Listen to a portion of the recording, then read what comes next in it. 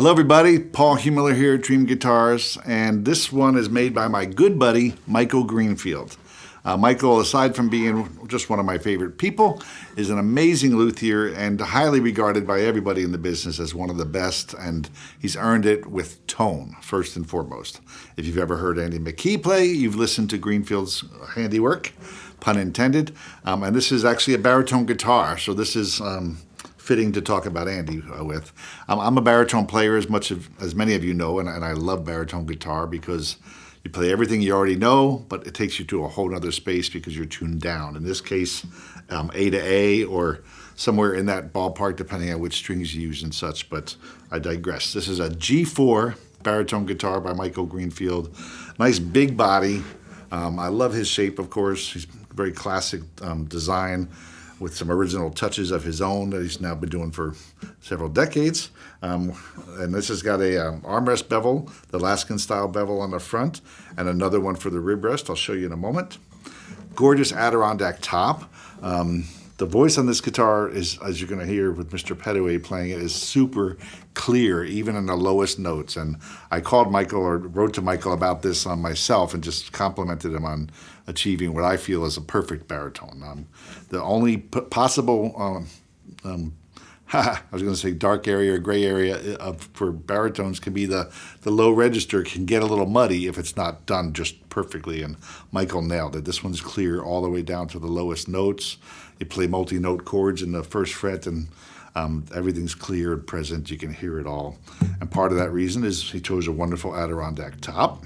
Of course, the internal bracing magic is what really does it, but the Adirondack's a great choice is what I'm trying to say.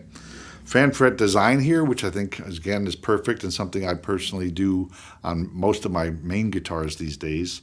I just love what it does to allow me to play in any tuning I want to really easily, including standard pitches, or in this case, standard relationship, but tuned at A.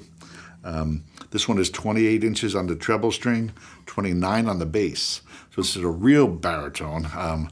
Some people build baritones that are 27 or 27 and a half, and to me that's not quite baritone yet. It's just a long scale guitar. It takes about 28 and a half before I feel like you're really getting the essence of a baritone, in my humble opinion. Cutaway, of course, Michael's gorgeous rosette as always. Looks like Evo frets here, so they'll last you a good long time. Michael's wonderful headstock.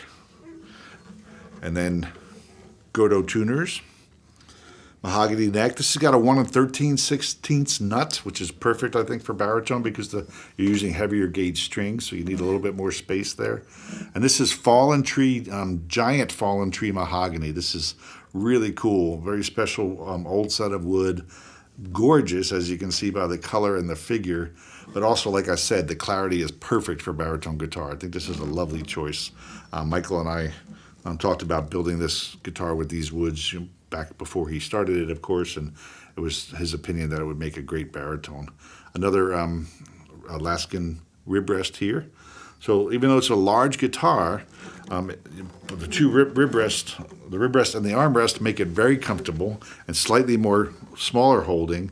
And as you've heard me say a million times, I recommend putting a strap on. This one doesn't have strap buttons, but we can add them for you. And then you use a strap and it sits right here in that perfect position for playing, whether you're sitting, standing, whatever. But even on the right leg, this guitar does not feel as big as it is because of the bevels. Everything's very comfortable. So just an awesome, awesome baritone guitar.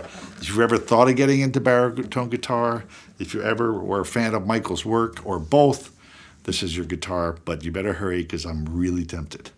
Thanks, Michael, for building another monster.